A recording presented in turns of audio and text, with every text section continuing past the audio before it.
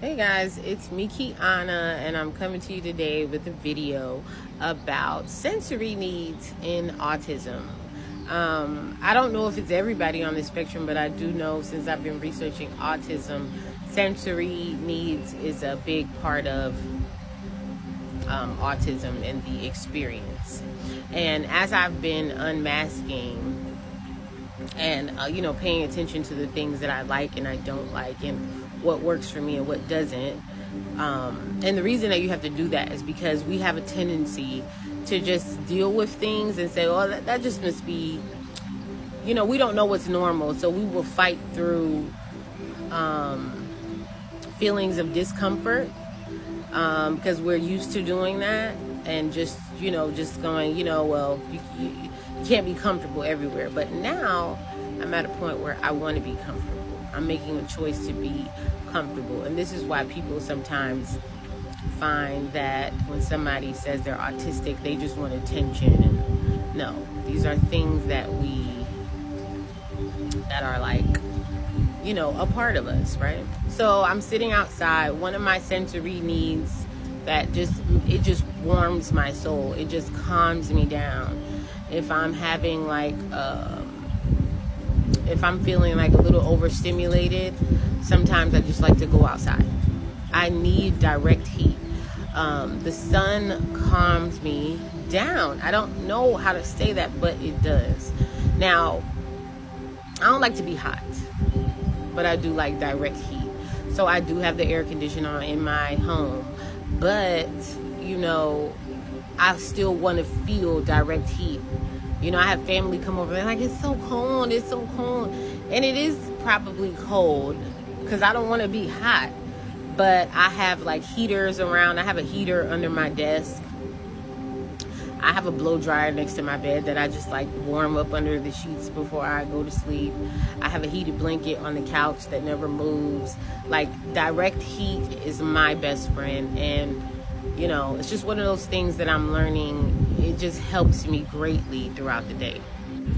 Another sensory need. So let me clarify. Sensory needs can be things that you need, that you are more drawn to, or they can be things that are off-putting to you.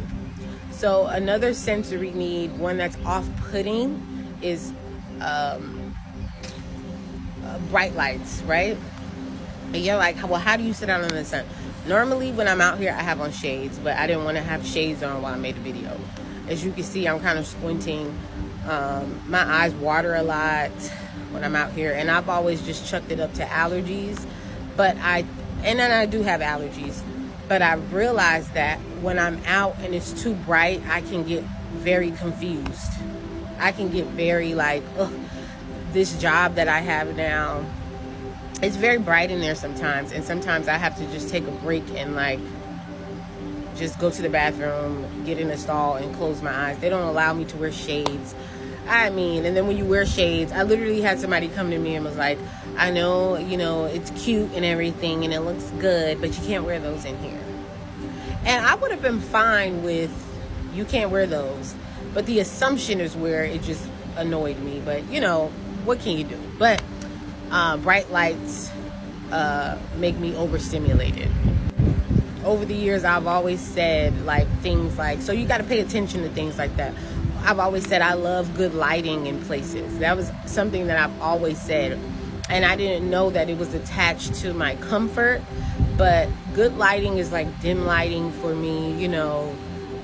My eyes tend to not water in those type of environments, so it can't be just allergies if that's what's going on. It has to be, something more, my sensory need, right?